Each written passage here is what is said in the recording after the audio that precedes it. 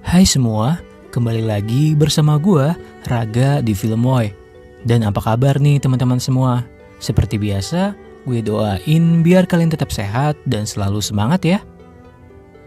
The Boy in the Striped Pajamas adalah sebuah cerita film yang menceritakan saat terjadinya Perang Dunia Kedua tentang persahabatan terlarang antara anak komandan Nazi dengan seorang anak tahanan Yahudi, yang mana ia hidup di dalam sebuah camp konsentrasi. Dan bagaimana nih keseruan kelanjutan dari film ini? Ya udah, nggak usah berlama-lama lagi, kita langsung aja let's go ke ceritanya. Film ini dimulai dengan latar belakang di kota Berlin, Jerman, sekitar tahun 1930-an. Tepatnya di mana saat itu masih terjadinya Perang Dunia Kedua. Dan begitupun para tentara Nazi yang mulai menangkap para orang-orang Yahudi yang akan mereka jadikan sebagai tahanan. Dan setelah itu, kita akan diperkenalkan dengan karakter utama di film ini, yaitu seorang anak laki-laki yang bernama Bruno. Sepulang sekolah, ketika ia tiba di rumah, ibunya Bruno dan kakak perempuannya yang bernama Gretel, yang mana ia mengatakan jika nanti malam keluarga mereka akan mengadakan sebuah pesta perayaan karena ayahnya Bruno yang baru saja mendapatkan sebuah jabatan promosi baru, yang mana ternyata ayahnya Bruno adalah seorang komandan tentara Nazi yang sangat dihormati dan disegani di kota itu. Namun dari hal itulah ayahnya Bruno pun mengatakan jika keluarga mereka terpaksa harus berpindah rumah ke tempat di mana ayahnya akan ditugaskan nanti. Tapi seketika saja terlihat nih jika Bruno sedikit merasa berat hati karena ia yang sudah merasa nyaman tinggal di rumah ini. Namun ayahnya menjelaskan jika tugas baru ayahnya ini adalah suatu kewajiban sebagai komandan tentara untuk selalu mengabdi kepada negaranya. Jadi mau tak mau, dengan terpaksa Bruno pun menyetujui hal itu. Singkat cerita, akhirnya mereka semua pun tiba di rumah baru mereka yang berada di sebuah daerah terpencil. Ketika Bruno berada di dalam rumah barunya itu, terlihat jika Bruno masih saja merasa bersedih karena ia yang masih belum bisa meninggalkan rumah lamanya. Saat di kamar, Bruno pun mengintip keadaan di luar dari balik jendela rumahnya. Dan dari kejauhan, dia pun melihat jika sepertinya ada sebuah pemukiman warga di luar sana. Kemudian Bruno pun meminta izin kepada ibunya jika ia ingin bermain bersama anak-anak yang ada di pemukiman itu. Namun Bruno pun merasa ada yang aneh dengan orang-orang di sana karena dia melihat jika semua orang-orang di pemukiman itu memakai sebuah piyama dengan motif bergaris. Dan seketika saja masuklah seorang pria tua yang sedang membawa sayuran, yang mana ia pun juga memakai piyama dengan motif bergaris. Dan pria tua itu terlihat seperti orang-orang yang Bruno lihat di pemukiman itu. Sampai Bruno pun menanyakan hal itu kepada ayahnya, jika sebenarnya siapakah orang-orang yang ada di pemukiman itu. Namun ayahnya pun terlihat jika ia berusaha untuk merahasiakan hal itu dari Bruno. Dan kemudian tak lama datanglah ibunya yang mencoba mencegah agar obrolan mereka tidak lebih jauh lagi untuk dibahas. Saat sedang bermain ayunan, Bruno pun tak sengaja jika ia terjatuh dari ayunan tersebut. Namun beruntung nih, pria tua itu pun menolong dan mengobati luka Bruno dengan sangat baik. Dan dari situlah Bruno pun bisa mengenal pria tua itu dengan lebih dekat, yang mana ia bernama Pavel. Dan Pavel juga bercerita jika ia ternyata dulunya sebenarnya adalah seorang dokter, sebelum akhirnya dia ditangkap dan dijadikan tahanan di kamp konsentrasi, karena ternyata Pavel adalah seorang Yahudi. Dan tak lama datanglah ibunya Bruno yang mengucapkan terima kasih kepada Pavel. Keesokan harinya, ketika ia bermain, Bruno pun tak sengaja jika ia melihat sebuah pintu yang terbuka begitu saja, yang mana ia belum tahu jika pintu itu akan membawanya pergi kemana.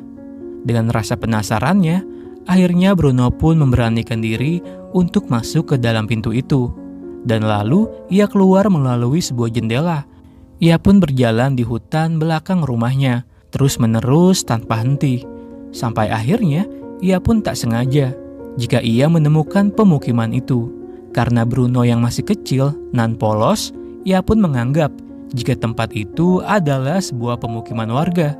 Karena kenyataannya sebenarnya tempat itu adalah sebuah kamp konsentrasi milik Nazi yang berfungsi untuk menahan tahanan musuh bangsa Jerman, mulai dari tahanan politik, tahanan perang, hingga termasuk orang-orang Yahudi. Dan biasanya di kamp itu pula para tentara Nazi pun membunuh orang Yahudi dengan cara mereka dimasukkan ke dalam sebuah ruangan gas beracun, dan lalu kemudian jasad mereka juga ikut serta dikremasi di sana.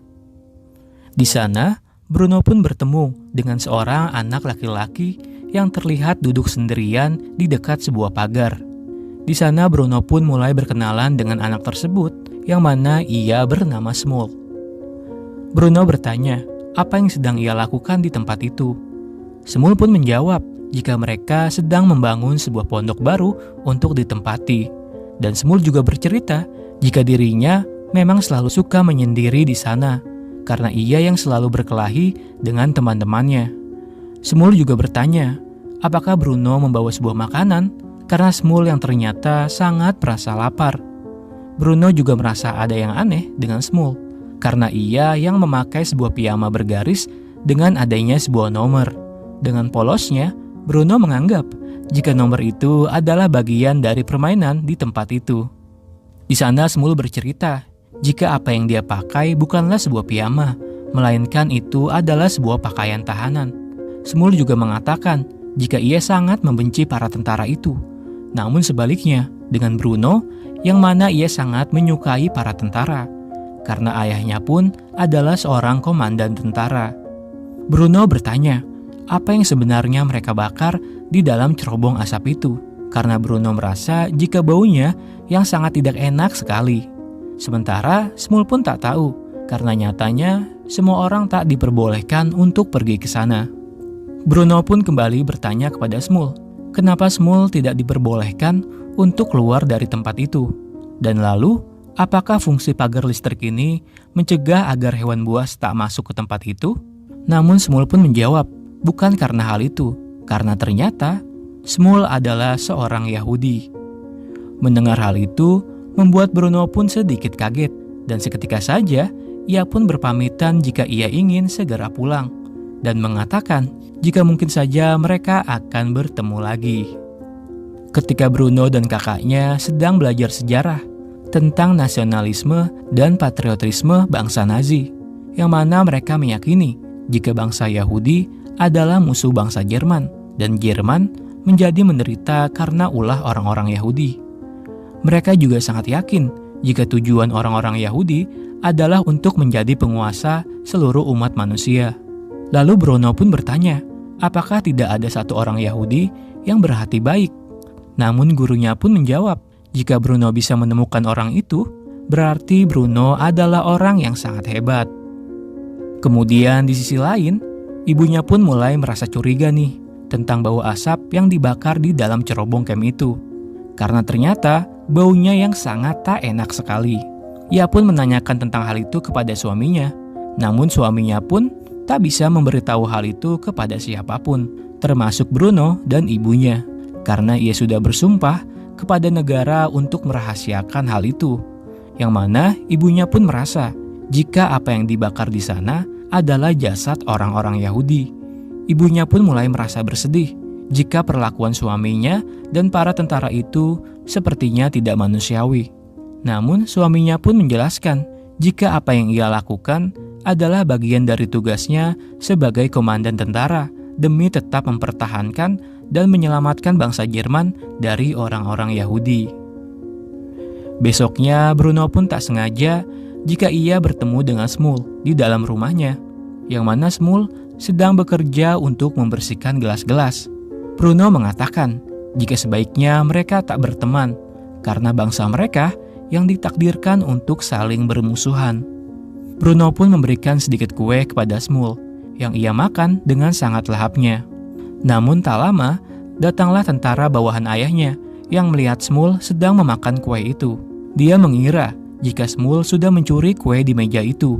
Namun Shmuel mengatakan jika kue itu adalah pemberian dari Bruno. Karena Bruno yang merasa takut jika tentara itu tahu ia berteman dengan seorang Yahudi. Bruno pun berbohong dengan mengatakan jika ia tak mengenal Shmuel sama sekali. Dan nyatanya Shmuel memang mencuri kue itu. Setelah kejadian itulah, Bruno pun merasa sangat bersalah dan menyesali apa yang saja baru ia katakan. Saat Bruno ingin bertemu dengan Shmuel untuk meminta maaf, ternyata ia pun tak ada di tempat biasa. Sehingga ia merasa jika dari kejadian tadi, mungkin saja itu membuat persahabatan mereka juga telah usai. Saat di dalam rumahnya, Bruno pun penasaran nih dan mengintip apa yang sedang ayahnya tonton bersama para tentara lainnya. Yang ternyata mereka semua sedang menonton sebuah film tentang bagaimana keadaan di dalam kamp konsentrasi tersebut. Bruno melihat jika di dalam kamp itu terlihat sangat menyenangkan dengan adanya beragam aktivitas yang sangat menghibur, mulai dari konser musik, olahraga, perkebunan, dan makanan-makanan yang enak. Dari hal itulah Bruno merasa jika keadaan di dalam kampnya Shmuel mungkin juga sama menyenangkan seperti apa yang ada di dalam film tersebut. Di sisi lain, terjadilah sebuah pertengkaran antara ibunya Bruno dan suaminya, karena ibunya merasa jika rumah yang mereka tinggali saat ini sangat tidak cocok untuk menghabiskan masa kecil Bruno dan kakaknya, karena mereka tinggal dekat sekali dengan kamp konsentrasi, yang ibunya tahu jika orang-orang di sana diperlakukan sangat tidak manusiawi, dan hal itu tak pantas jika Bruno dan kakaknya tahu. Dari hal itulah, akhirnya ayahnya Bruno pun memutuskan jika sebaiknya Bruno dan kakaknya beserta ibunya harus kembali berpindah rumah ke tempat lain. Namun terlihat nih, jika Bruno kembali merasa berat hati, karena ia sudah merasa nyaman tinggal di rumah itu. Apalagi ia sudah berteman baik dengan Shmuel. Tapi ayahnya mengatakan jika ini semua untuk kebaikan Bruno dan kakaknya, sehingga mereka tetap harus pindah dari rumah itu.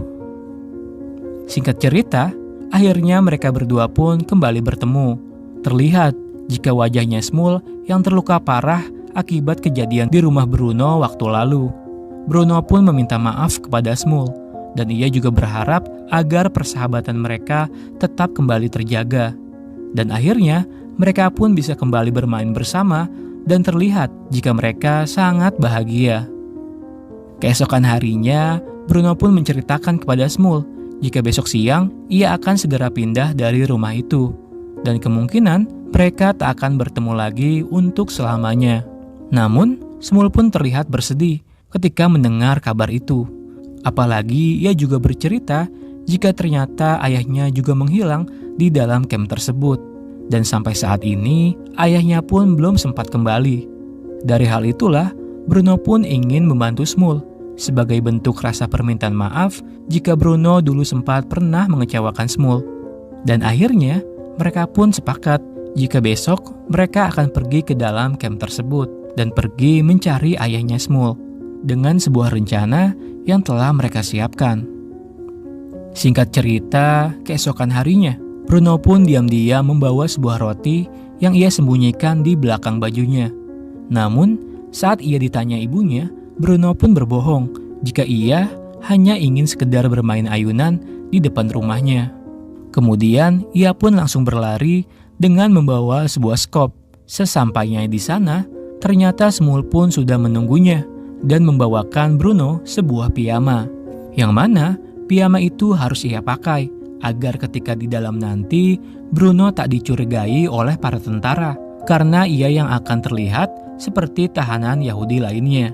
Namun, sialnya roti yang Bruno bawa ternyata terjatuh, dan sekop yang Bruno bawa ia gunakan untuk menggali lubang tanah di bawah pagar listrik tersebut, agar Bruno bisa masuk ke dalam kamp itu tanpa diketahui oleh para tentara. Ketika di dalam, mereka berdua pun mulai pergi dan mencari di mana ayahnya Shmuel berada. Namun, Bruno pun merasa ada yang aneh, karena keadaan di dalam kamp tersebut sangat berbeda dengan situasi kamp yang ia lihat waktu ayahnya menonton. ketika mereka berdua masuk di dalam camp.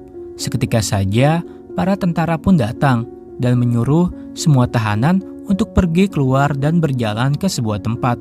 Namun, sialnya Bruno dan Semul pun ikut terjebak di dalam sana.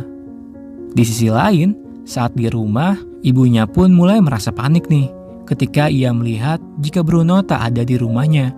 Sampai akhirnya, ia pun tak sengaja menemukan sebuah roti yang jatuh tepat di bawah jendela yang membawa Bruno keluar dari rumah itu. Sampai kabar itu pun terdengar oleh ayahnya. Tak lama mereka semua pun pergi ke arah camp tersebut untuk mencari di mana Bruno berada. Sampai akhirnya mereka semua pun menemukan pakaian milik Bruno dan melihat adanya sebuah galian lubang yang ayahnya pun menjadi khawatir jika Bruno sepertinya sudah masuk ke dalam camp tersebut. Dan tak lama, ayahnya pun langsung berlari dan masuk ke dalam camp itu dengan cara berteriak-teriak dengan memanggil nama Bruno. Namun, di waktu yang sama, Bruno pun sedang merasa takut dengan keadaan di sana. Tapi Semul mengatakan jika mereka akan baik-baik saja. Tak lama para tentara itu pun menyuruh agar mereka semua membuka pakaian.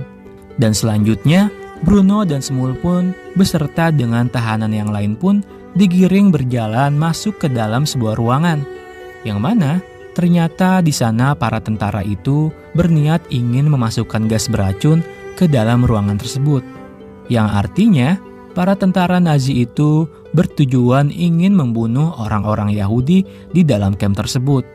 Dan sayangnya, para tentara itu tak mengetahui jika di dalam ruangan itu ada anak komandan mereka. Dan di sisi lain, ayahnya dan ibunya Bruno pun sudah mulai menangis histeris karena mereka merasa sepertinya sudah mengetahui jika anaknya Bruno sudah ikut masuk ke dalam ruangan gas beracun tersebut, yang artinya Bruno pun sudah dipastikan ikut tewas bersama orang-orang Yahudi di dalam ruangan itu. Dan film ini pun selesai.